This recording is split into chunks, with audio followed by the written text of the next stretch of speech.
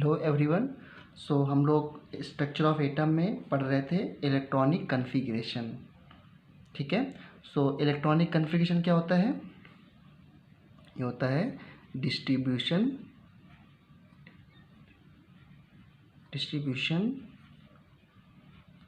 Of electrons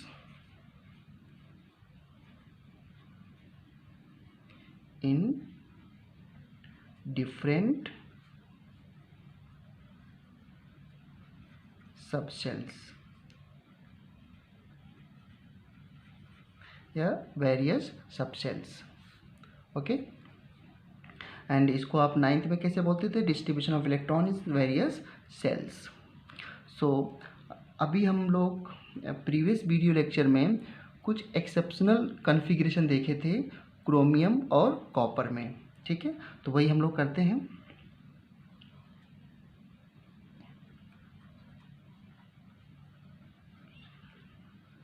exceptional configuration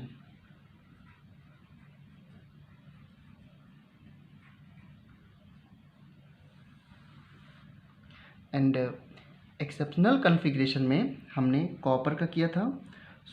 copper का atomic number कितना होता है? 29, राइट। आपको पता है कि फर्स्ट सेल में सब सेल क्या होता है? 1s। सेकेंड सेल में क्या होता है? 2s, फिर 2p, ये सेकेंड सेल के सब सेल हैं। थर्ड सेल में क्या होता है? 3s, 3p and 3d। But from above rule कि जो 3d है उसकी एनर्जी 4s से ज़्यादा होती है। ठीक है, तो 3d तो मैं लिख रहा हूँ यहाँ पर, लेकिन उससे पहले 4s फिल हो जाता है। तो फर्स्ट सभी s सबसेल में कितने इलेक्ट्रॉन हो सकते हैं? मैक्सिमम 2। यहाँ पे मैंने 2 फिल किया, यहाँ पर 2। और सभी p में कितने हो सकते हैं? मैक्सिमम 6, 2, 6 एंड इसके बाद 4s फिल करेंगे तो 4s2 और जितने इलेक्ट्रॉन बच गए उसको मैं लिख दिया 3d9। ठीक है, अब इसमें एक्सेप्शन होता है। तो ये कॉन्फ़िगरेशन एक्चुअल में 4s2 3d9 ना होकर के लास्ट में 4s1 3d10 होता है। ठीक है, इसी तरीके से अब यही सीखना हमको कि ऐसा क्यों है। और नेक्स्ट है क्रोमियम। हमने सीखा था क्रोमियम के एटॉमिक नंबर 24। ठीक है, इसका इलेक्ट्रॉनिक कन्फिग्रेशन कैसे होगा? 1s2, फिर 1s के बाद सेकेंड सेल में 2s एंड 2p, तो इसमें 2 इलेक्ट्रॉन्स, इसमें 6 इलेक्ट्रॉन्स एंड इसके बाद 3s2, फिर 3p 6 एंड देन 3p के बाद 4s को फिल करते हैं हम लोग, 4s2 एंड कितने इलेक्ट्रॉन बच गए? 4, तो 3d4। बट इसमें एक्सेप्शन क्या है कि ये 4s1 3d5 हो जाता है। इस तरीके से 4s1 3d5। तो इन्हीं 2 एक्सेप्शन के आंसर हमें पढ़ने हैं, आज सीखना है। और भी क्या एक्सेप्शन इलेक्ट्रॉनिक कन्फिग्रेशन होता है या और किस एटम्स में एक्सेप्शनल कन्फिग्रेशन होते हैं वो भी हम देखेंगे। और कैसे आप जान पाओगे कि यहाँ पे एक्सेप्शनल कन्फिग्रेशन है कि नहीं, वो हम अभी सीखते हैं। करेक्ट। तो आपने सीखा था कि अबव रूल क्या होता है। तो अबव रूल में आपने क्या सीखा कि electron should be filled in subshell in their increasing order of energy. ठीक है, अब देखो इस एक्सेप्शन को सीखने के लिए हमें पहले एक रूल से अवेयर होना पड़ेगा। और वो रूल क्या है?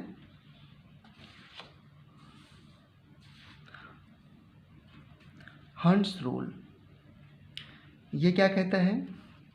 The pairing of electrons in N orbital of subshell, यानी कि किसी सबसेल के ऑर्बिटल में जो इलेक्ट्रॉन की पेयरिंग है can not occur till each orbital is singly occupied. क्या मतलब है? फिर मैं वापस से स्टेटमेंट में इसके आता हूँ। क्या ये स्टेटमेंट है? देखो ध्यान से, जैसे आपने सीखा है कि s सबसेल में एक ऑर्बिटल होता है, p सबसेल में 3 ऑर्बिटल होते हैं और d सबसेल में 5 ऑर्बिटल होते हैं। इस तरीके से एंड F में कितने होते हैं 7। आपको ये भी पता है कि S में मैक्सिमम कितने इलेक्ट्रॉन आ सकते हैं 2, P में 6 और D में 10। अब मान लो ऐसे लिखा हुआ है 2p3 या सिर्फ p3 लिखा हुआ है, तो 2p3 को कैसे दिखाओगे ऑर्बिटल में? 2p3 का मतलब क्या हुआ कि सेकेंड सेल का p सब सेल में 3 इलेक्ट्रॉन्स हैं, तो इसको कैसे फिल करोगे?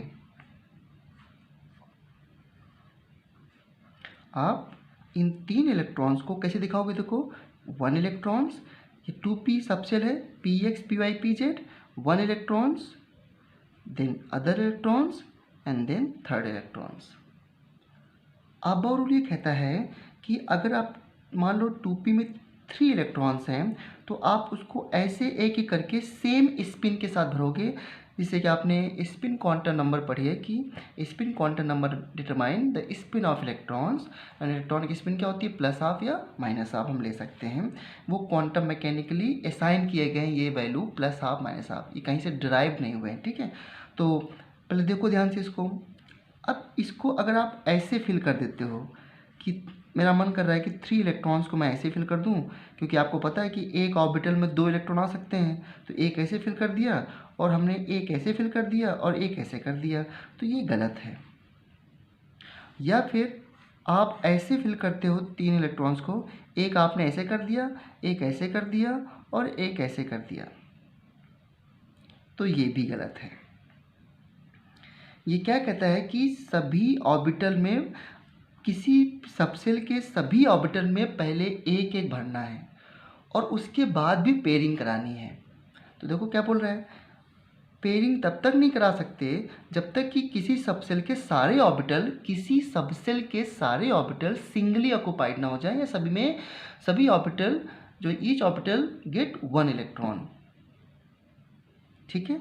तो इसको हमें ऐसे भरना है, या फिर आप ऐसे कर सकते हो कि इन 3 इलेक्ट्रॉन्स को तीनों की स्पिन नीचे दिखा दो ऐसे, ये इस तरह एरो, हाफ एरो इलेक्ट्रॉन को दिखाए जा सकते हैं, मतलब इलेक्ट्रॉन्स को इस तरह हाफ एरो से दिखाया जा सकता है, ठीक है, करेक्ट। जैसे कि आपके पास 2p2 है मान लो, अब आपको पता है कि ये p सबसेल में 2 इलेक्ट्रॉन्स हैं, अब p सबसेल में टोटल 6 आ सकते हैं, मान लो 2 ही आए हैं, तो आप क्या करो, ये 3 बना लिए हमने, एक इलेक्ट्रॉन्स और फिर दूसरा इलेक्ट्रॉन्स, ऐसे भरो। अब ये हंट रूल को फॉलो कर रहा है, लेकिन अगर आपने 2 इलेक्ट्रॉन्स को आपने इस तरह फिल कर दिया, एक ऐसे और दूसरा इसी में ऐसे पेयरिंग करा दी, तो हंट्स रूल को वायलेट कर गया, क्योंकि इसके सबसेल में 3 ऑर्बिटल हैं, तो पहले तीनों में एक एक फिल करना पड़ेगा। जैसे अगर आपको D5 फिल करना है तो D में टोटल कितने आ सकते हैं 10, अभी कितने हैं 5, तो देखो 1 2 3 4 5, ये हंट्स रूल को फॉलो कर रहा है, या पांचों को एक स्पिन से ऊपर दिखा दो या फिर पांचों को नीचे सेम स्पिन से दिखा दो, इस तरीके से। अगर आपने इस 5 को ऐसे फिल कर दिया, एक ऐसे 2 की पेयरिंग करा दी यहाँ पर, तो ये हंट्स रूल को वायलेट कर रहा है। अब एक वर्डिंग और सीखो यहाँ पे, वो क्या है, तो ये समझ आया आपको, the pairing of electron in an atom in an orbital of a subshell cannot occur till each orbital is singly occupied, ठीक है। अब एक चीज़ और देखो ध्यान से, जैसे मैं इसको दूसरे, जैसे P3 लिखा है या 2p3 लिखा है, आपको पता है कि P में मैक्सिमम 6 आ सकते हैं, 2p 6 हो सकता है या 3p6 या 4p6, और इसका हाफ कर दूं तो 2p3 हो गया, होने को 2p1 2p2 2p3 2p4 2p5 तक कुछ भी हो सकता है।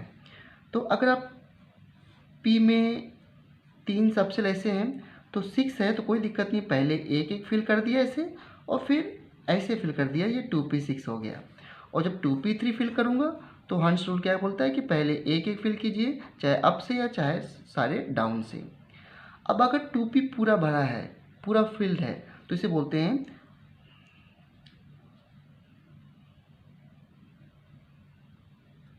फुल्ली, इस तरीके से fully filled configuration, field configuration. और इस तरीके से अगर हाफ है, मतलब 2 पे मैक्सिमम 6 आ सकते हैं, लेकिन हाफ है तो इसे बोलते हैं हाफ फिल्ड कॉन्फ़िगरेशन।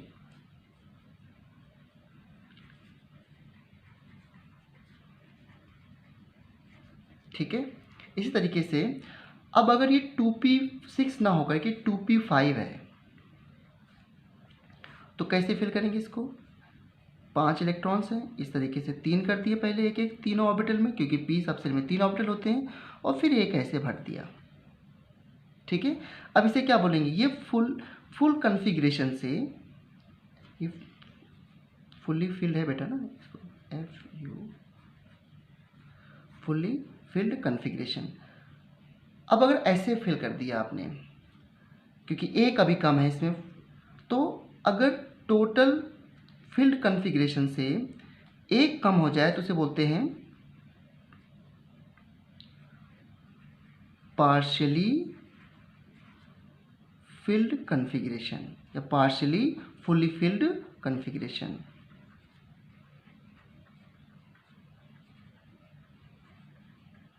ठीक है, पार्शियली फिल्ड कॉन्फ़िगरेशन। और एक कम हो तो इस तरीके से। इसी तरीके से अगर 2p2 हो तो आप कैसे भरोगे? 3 ऑर्बिटल है, 2px 2py 2pz, तो पहले हमने एक एक ऐसे भरा और 2 भर गए। अब ये देखो, ये अगर सभी में एक एक हो जाता तो ये पूरी तरीके से सारे ऑर्बिटल एक एक भर जाते, एक सभी ऑर्बिटल में एक एक इलेक्ट्रॉन हो जाता, एंड इसे बोलते हैं हम लोग हाफ फील्ड कॉन्फ़िगरेशन। लेकिन ये हाफ फील्ड से एक कम है तो इसे क्या बोलेंगे? Partially half field configuration, half field configuration. ठीक है, इसी तरीके से इसे डी है। अब डी में तो मैक्सिमम अगर 10 इलेक्ट्रॉन्स हैं तो कैसे लिखोगे इसको? डी में 5 ऑर्बिटल होते हैं, आप ऐसे 1 2 3 4 5 6 7 8 9 10। ठीक है, ये पूरा फील्ड है तो इसे बोलेंगे फुली फील्ड कॉन्फ़िगरेशन, है ना, फुली फील्ड कॉन्फ़िगरेशन। करेक्ट। और अगर डी में 5 है, D5 है, तो इसे क्या बोलोगे आप? सभी डी में एक एक आ गया, तो सभी डी में एक एक भरा हुआ है फील्ड है, तो इसे बोलेंगे हाफ फील्ड कॉन्फ़िगरेशन। ठीक है, it is half field configuration,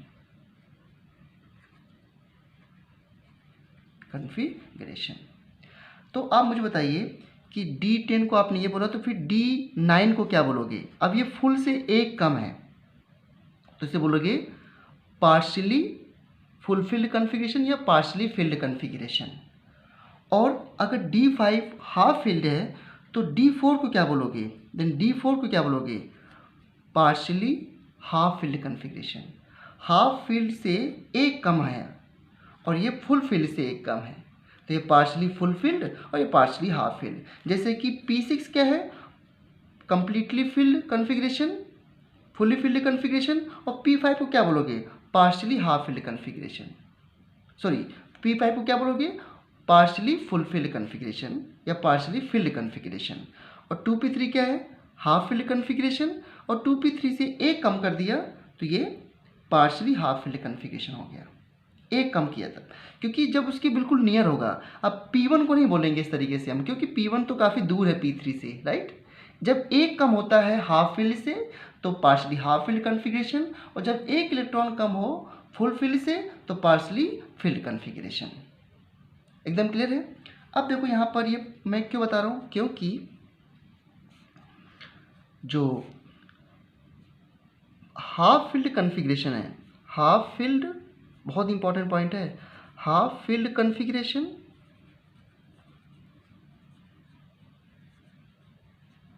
and fully filled configuration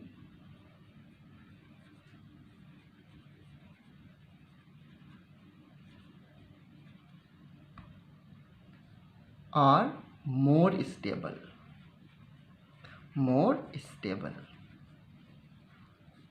this is a very important point. जो हाफ फिल्ड कन्फिग्रेशन है और जो फुली फिल्ड कन्फिग्रेशन होते हैं वो ज़्यादा स्टेबल होते हैं. आप कह सकते हो क्यों?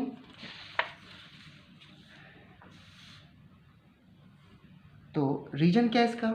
ऐसा क्यों हम बोलते हैं कि half filled and full filled configuration are more stable? तो इसका पहला रीजन है वो है सिमेट्री.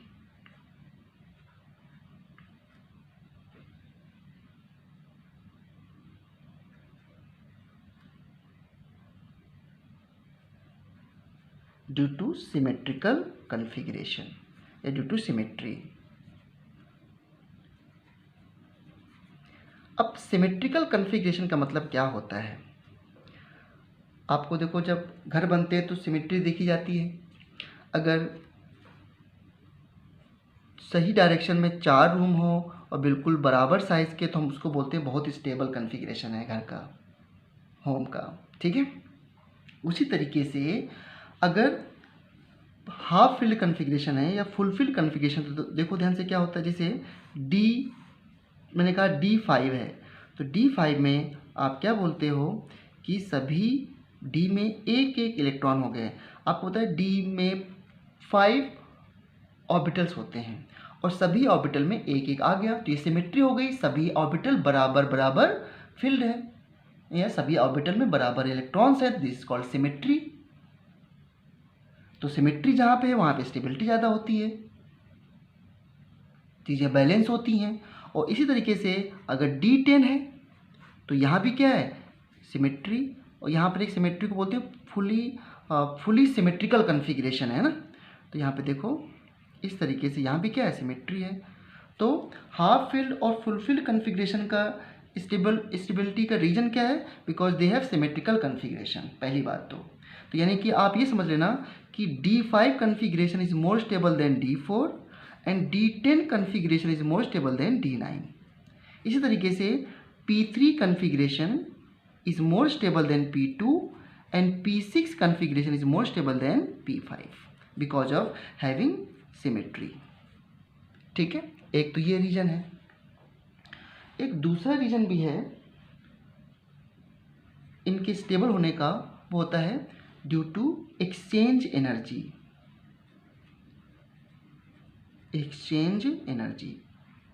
अगर इसको समझना है आपको, तो NCERT के सबसे लास्ट पेज में एक ग्रीन पेज है, उसमें इसको समझा रखा है थोड़ा सा, एक्सचेंज एनर्जी. अब ये क्या होती है बच्चों? तो जैसे कि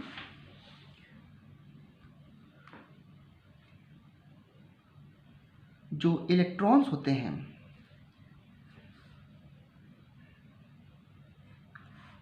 ऑर्बिटल में,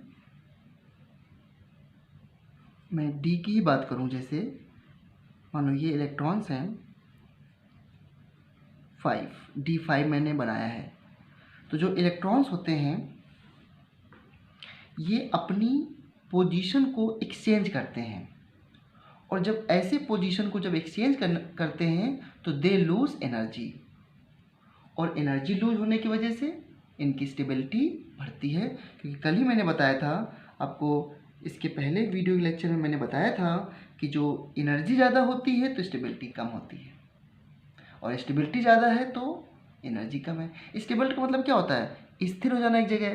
तो यानी कि वो उसकी मूवमेंट कम है, यानी कि स्टेबिलिटी ज़्यादा है. ठीक है. तो क्या मतलब है इसका? देखो ध्यान से. When 2 or more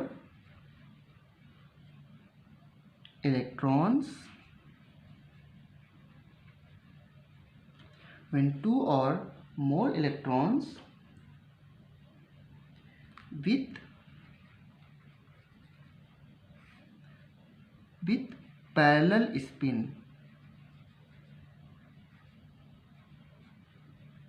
with parallel spins are present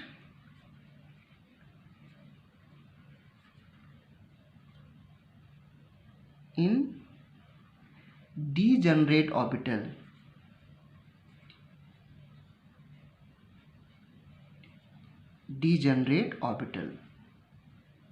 orbital, ठीक है, of a subshell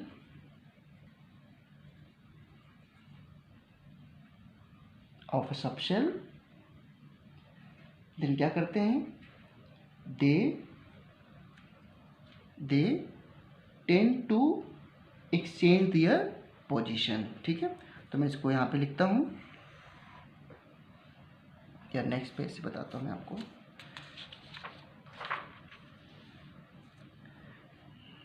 Then they tend to exchange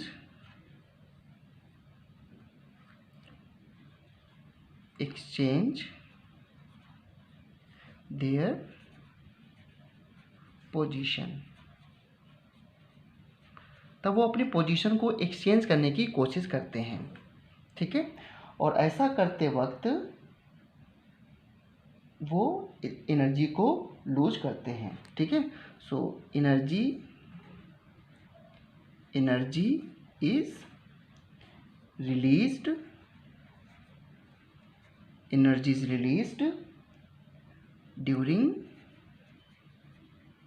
during exchange,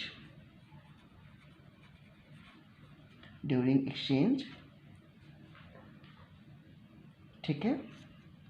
and इससे क्या होता है, so energy is release during exchange and this brings stability.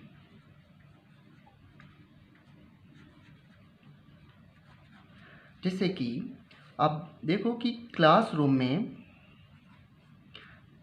में इस तरह बहुत सारे स्टूडेंट बैठे हुए हैं और 1 आवर्स या 2 आवर्स की क्लास हो चुकी है।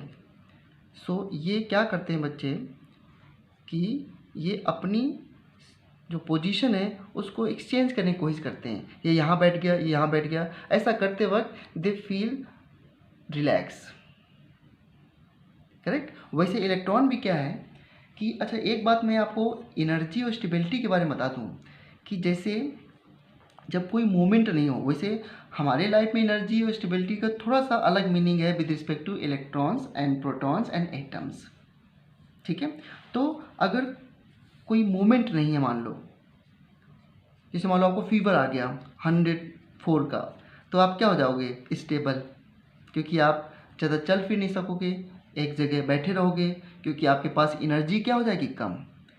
स्टेबल क्यों हो जाओगे, बिकॉज जब इतने फीवर में आपकी एनर्जी क्या हो जाएगी, लेस। तो ये मतलब है कि जब आप मूवमेंट नहीं कर पाते उस समय आपकी एनर्जी कम होती है, यानी कि स्टेबिलिटी ज़्यादा होती है। तो देखो जब एक्सचेंज करते वक्त इलेक्ट्रॉन एनर्जी को लूज कर देगा, तो जब एनर्जी कम हो जाती है तो स्टेबिलिटी ज़्यादा हो जाती है, ठीक है। अब देखो जितने ज़्यादा एक्सचेंज होंगे उतनी ज़्यादा वो एनर्जी को लूज करेगा। तो देखो ध्यान से, जैसे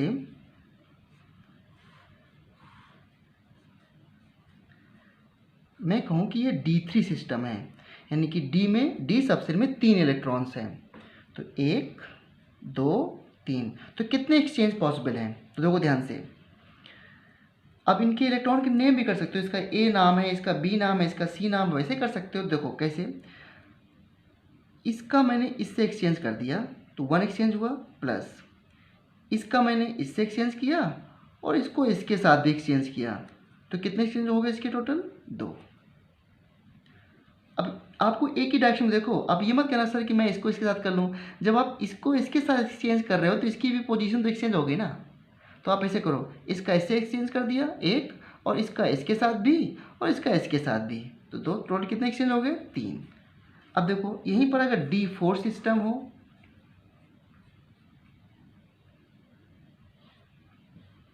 D4 सिस्टम, यानी कि डी में 4 इलेक्ट्रॉन्स हो तो 1 2 3 4 इस तरीके से हो गया।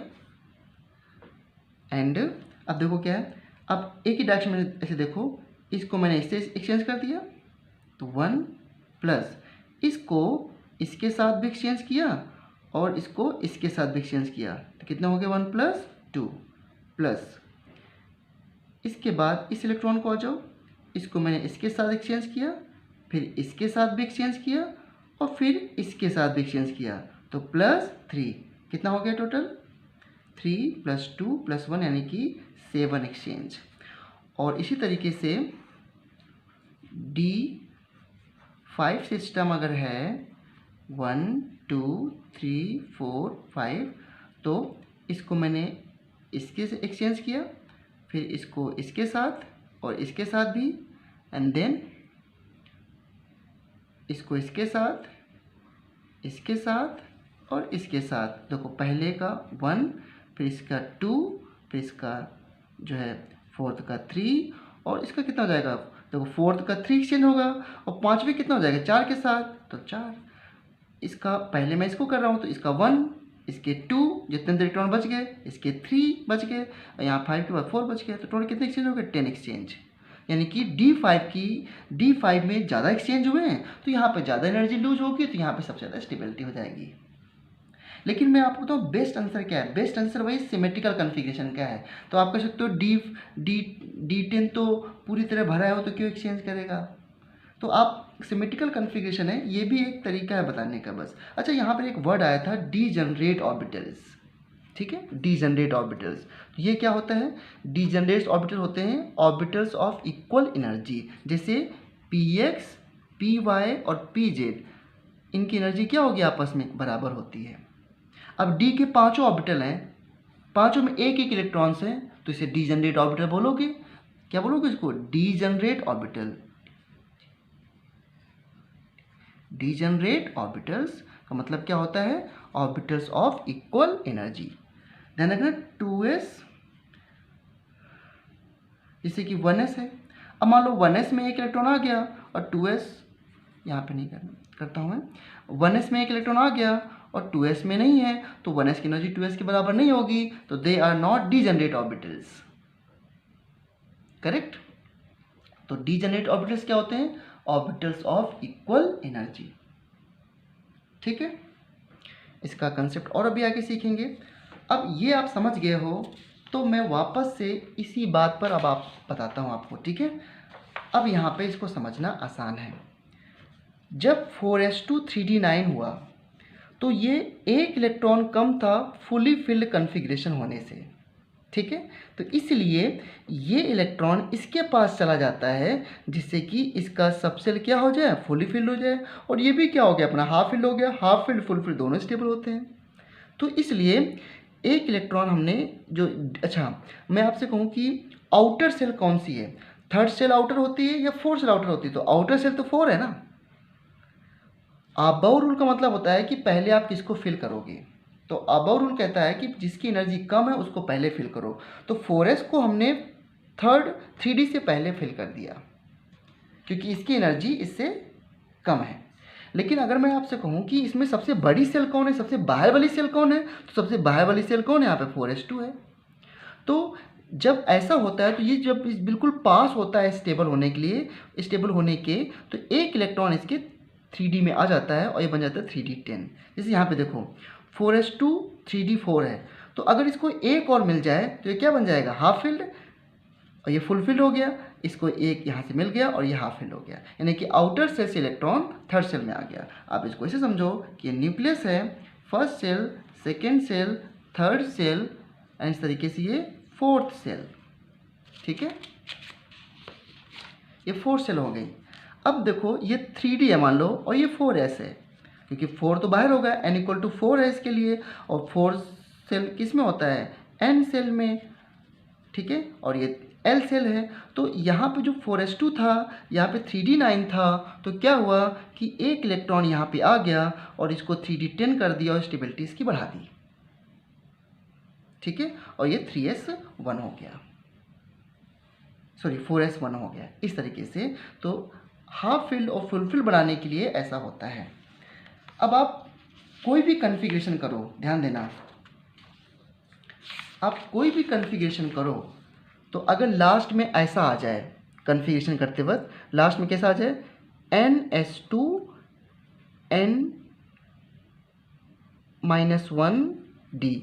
अब यहाँ पे 4 है तो यहाँ पे 3 से आ जाता है, तो मैं NS2N-1D लिख रहा हूँ। NS2N-1D 4 आ जाए तो समझ लेना ये क्या हो जाएगा, NS1N-1D 5। अगर लास्ट में ऐसे आता है, इससे मान लो ऐसा आ जाए 5D9 एंड 6S2 ऐसा आ गया, तो ये क्या बन जाएगा, 5D10 6S1 फुलफिल कॉन्फ़िगरेशन। अब आप ये कह सकते हो कि जैसे मान लो मैं कॉन्फ़िगरेशन कर रहा हूँ वेनेडियम का, इसका होता है 23, तो ये हो जाएगा 1S2 2S2 2P6 3S2 1S2 2S2 2P6 3S2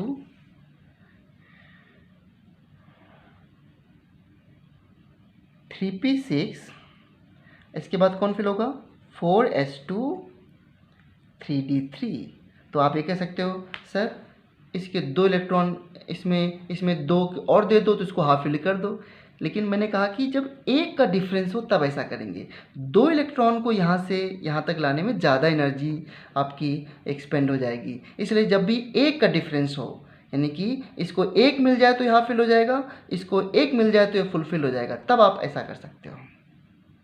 ठीक है, तो आपके लिए क्वेश्चन है कि आप सिल्वर में भी ये एक्सेप्शन होता है, इसका एटॉमिक नंबर 47 है, आप इसमें ट्राई कर सकते हो। इसके बाद और भी है, जैसे गोल्ड है, बट ये तभी करो जब आपको इलेक्ट्रॉनिक कन्फ्यूजन पहले सही से आ जाए। गोल्ड 79, गोल्ड का सिंबल AU होता है, इसमें ट्राई कर सकते हो आप। ठीक है, तो ये बातें आपको क्लियर हो गई हैं। और इलेक्ट्रॉन जो ऐसा करते वक्त ध्यान रखना कि बाहर सेल से इलेक्ट्रॉन अंदर आता है।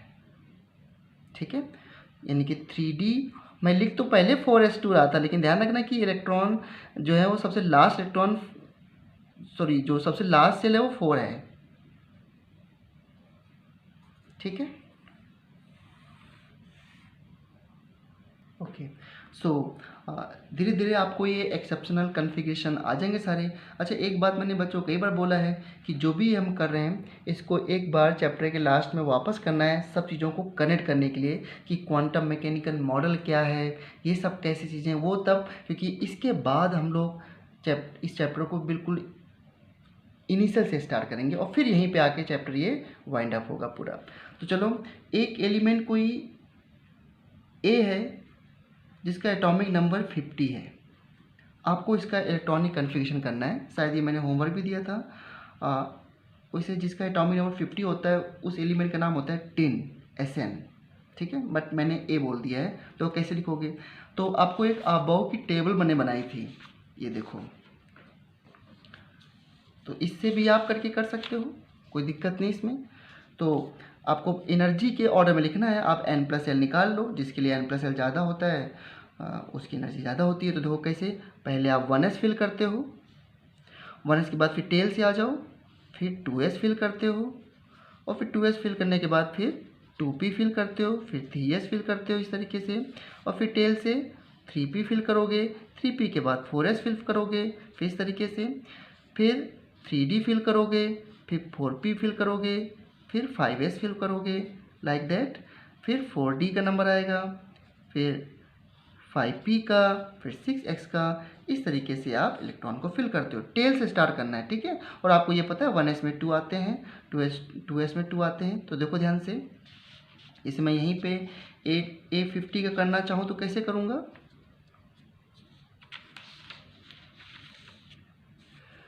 चलो। सो ये आएगा पहले 1s2, फिर 2s2,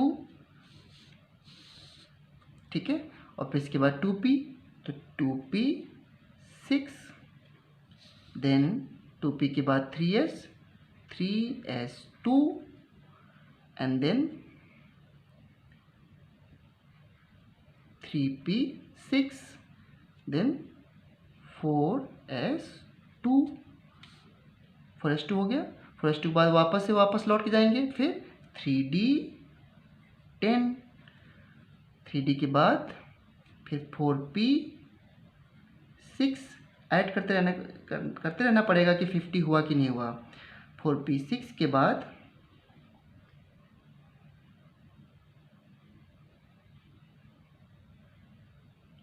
लेट मी चेक, 2 + 2 4 हो गया, एंड 10 + 2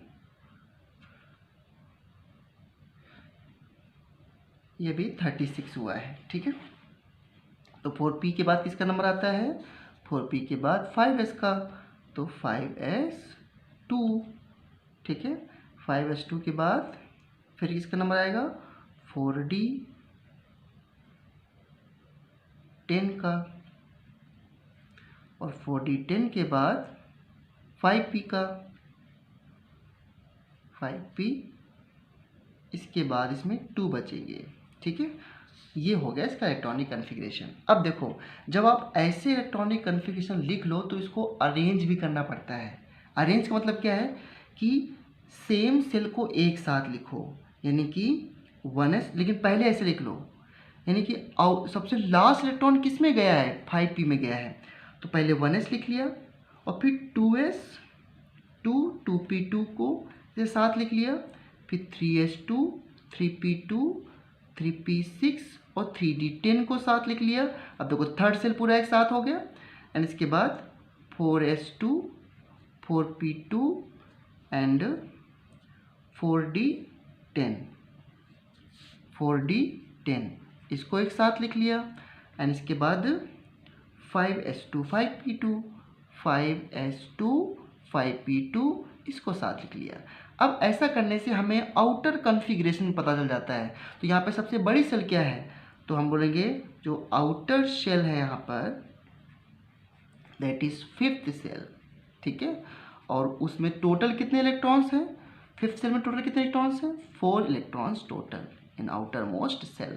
तो ये भी पता चल जाता है जब आप ऐसे अरेंज करके लिखते हो। अरेंज करने का मतलब ये होता है बच्चों कि जो सेम सेल है उनको एक साथ लिख लो। सेम सेल के जो सबसेल हैं, थर्ड सेल के सबसेल क्या होते हैं? 3s 3p 3d, फिर 4s 4p 4d, एंड इस तरीके से 4f था नहीं इसलिए हमने 4f लिखा नहीं यहाँ पे। ये A50 का है, तो धीरे धीरे आप इसको ऐसे लिखना सीखो इलेक्ट्रॉनिक कॉन्फ़िगरेशन को।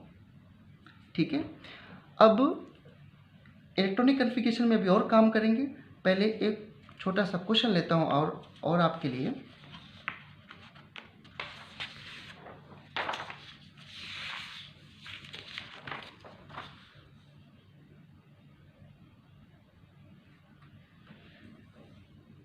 एक क्वेश्चन है,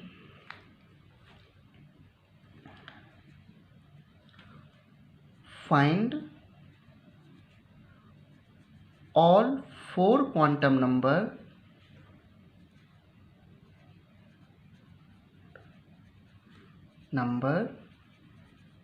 for last electron in lithium atom। Lithium atom के लास्ट इलेक्ट्रॉन के लिए चारों क्वांटम नंबर बताओ। इस तरह क्वेश्चन बहुत ज़्यादा इंपॉर्टेंट होते हैं।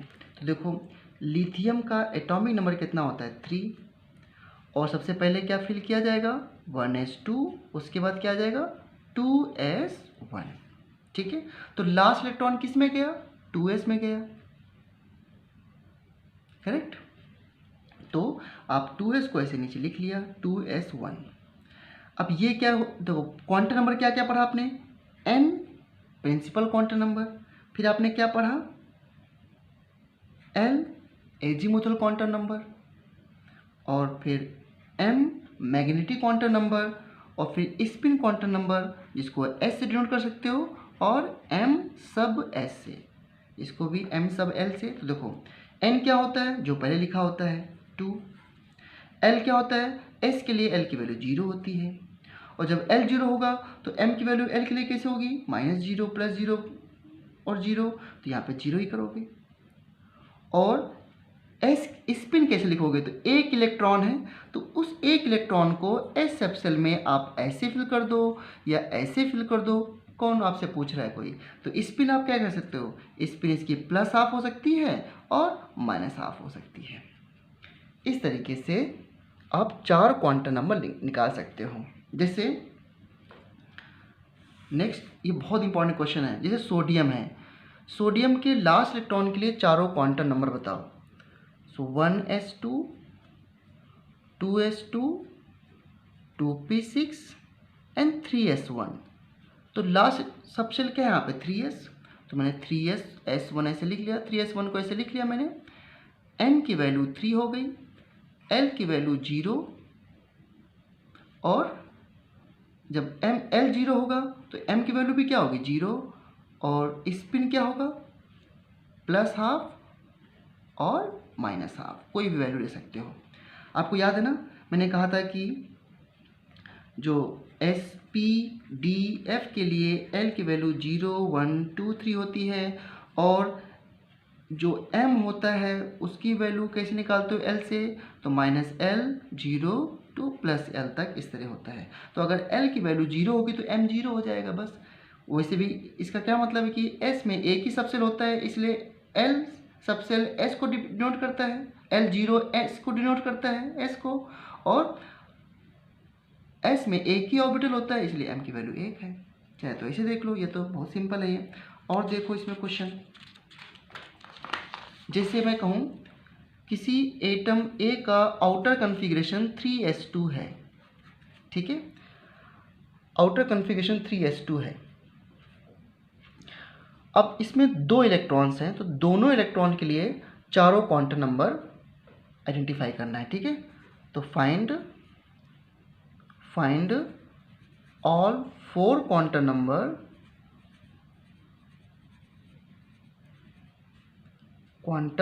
Number for both electron. अब यहाँ पे एक कंसेप्ट सीखने को मिलेगा आपको, फॉर बोथ इलेक्ट्रॉन, ठीक है। तो देखो s में एक ही ऑर्बिटल होता है, तो 2 इलेक्ट्रॉन को मैंने ऐसे फिल कर दिया। 2 इलेक्ट्रॉन को हम इस तरीके से नहीं फिल कर सकते हैं, ये किसी रूल को वायलेट करेगा। अब यहाँ पे बहुत इंपॉर्टेंट चीज़ है समझना। तो देखो फर्स्ट इलेक्ट्रॉन के लिए पहले तो किस सेल का है, प्रिंसिपल क्वांटम नंबर n क्या बताता है कि इलेक्ट्रॉन किस शेल में है, तो 3।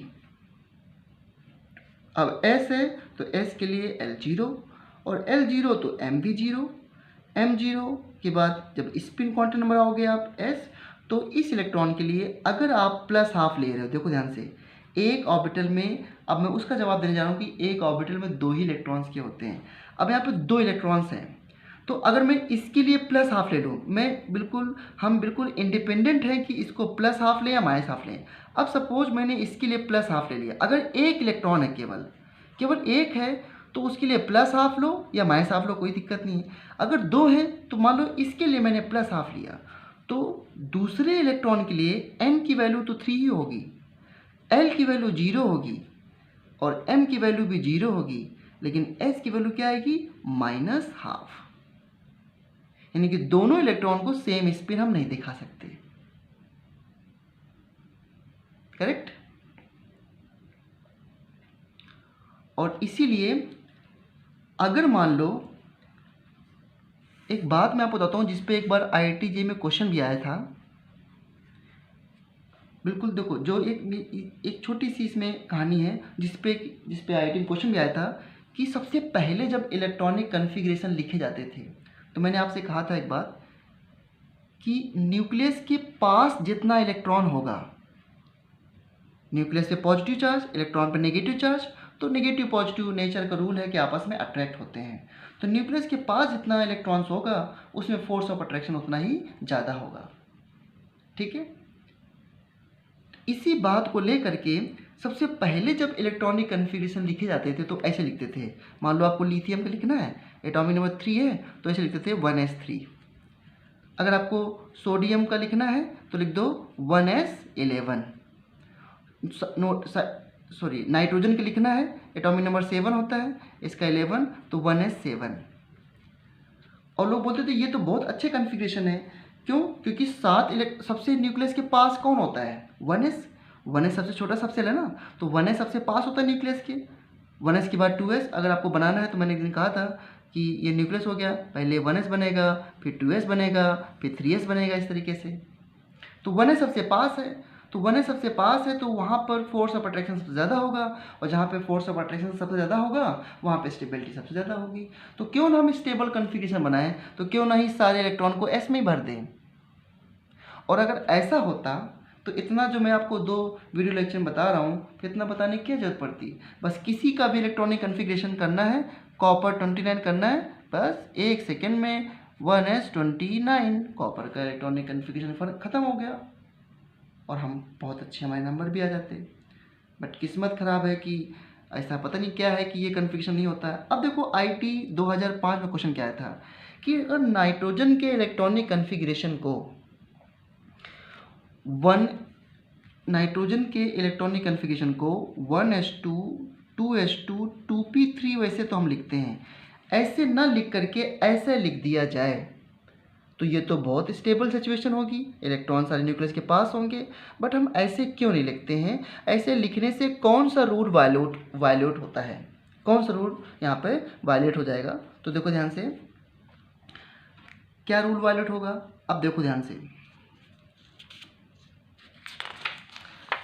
एक ऑर्बिटल में अगर दो इलेक्ट्रॉन ना होकर के 3 होते, अब मान लो 1s7 कर दिया तो एक ऑर्बिटल में आपने 7 इलेक्ट्रॉन कर दिए, और मैंने कहा क्या बोला था कि एक ऑर्बिटल में मैक्सिमम 2 ही इलेक्ट्रॉन्स होते हैं, तो ये 2 इलेक्ट्रॉन्स हो गए। अब आप कह रहे हो नहीं हमें तो 3 करना है, तो 1 2, अब तीसरा कैसे भरोगे? तीसरा मान लो आपने ऐसा कर दिया तो कन्फिग्रेशन क्या हो गया? ये 1s3 है मान लो, तो इसके लिए n की वैल्यू 1, इसके लिए L की वैल्यू 0, और M की वैल्यू 0, और S की वैल्यू +½ इसके लिए जब निकालोगे तो N की वैल्यू 1, L की वैल्यू 0, M की वैल्यू 0, और इस इलेक्ट्रॉन को आपने डाउन दिखाया है तो S की वैल्यू -½ अब ये थर्ड इलेक्ट्रॉन है, ये भी 1s में ही है, तो फिर से सेल तो इसका 1 हुआ, सब सेल इसका L हुआ, और ऑर्बिटल भी 0। अब S की वैल्यू क्या लोगे?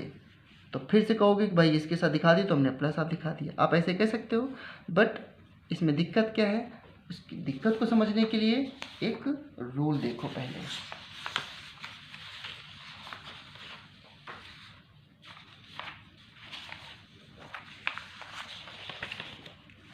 और ये रूल बहुत इंपॉर्टेंट है सारे इलेक्ट्रॉनिक कन्फिग्रेशन को समझने के लिए। ये है पाउलीज एक्सक्लूजन प्रिंसिपल।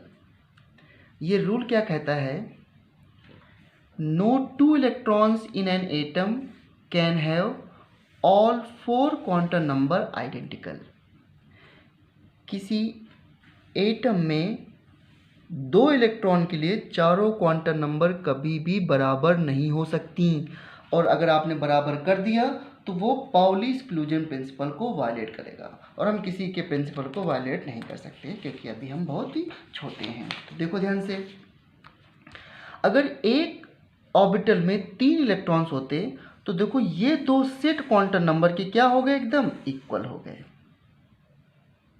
तो आप कह सकते हो सर इसको ऊपर दिखाने के बजाय डाउन दिखा दो, तो जब डाउन दिखाता तो फिर S की वैल्यू -½ लेता, तो ये पूरा सेट इसके बराबर हो जाता। तो चारों क्वांटम नंबर एक ऑर्बिटल में 2 इलेक्ट्रॉन के लिए बराबर नहीं आ सकती।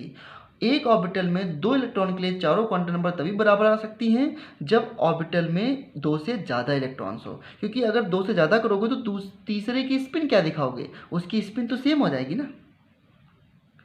अब यहाँ भी +½ स्पिन सेम नहीं कर सकते हम लोग, स्पिन तो सेम कर सकते हैं मगर चारों क्वांटम नंबर भी बराबर आ जाएंगे, और वो पाउली एक्सक्लूजन प्रिंसिपल को वायलेट कर जाएगा।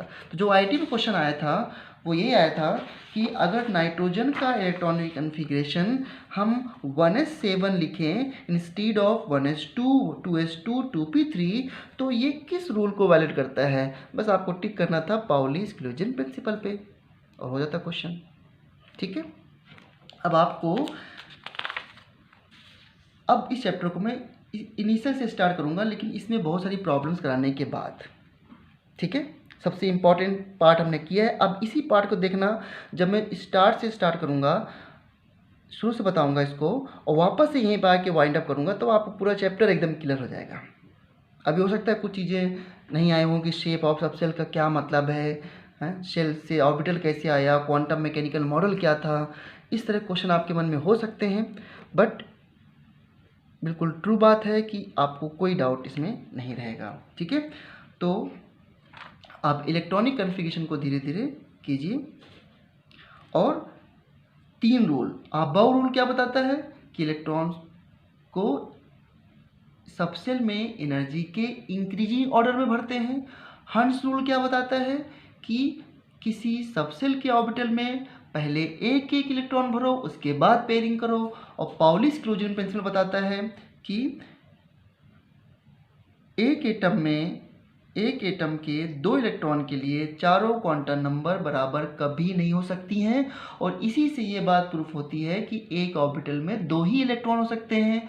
2 से ज़्यादा अगर होते हैं एक ऑर्बिटल में इलेक्ट्रॉन्स, तो फिर 2 इलेक्ट्रॉन के लिए चारों क्वांटम नंबर बराबर हो जाती हैं और वो पाउलिस क्लोजन प्रिंसिपल को वायलेट कर जाता है। थोड़ा सोचने की जरूरत है हर चीज़ को। ठीक है, ओके, अच्छे से पढ़ाई करो।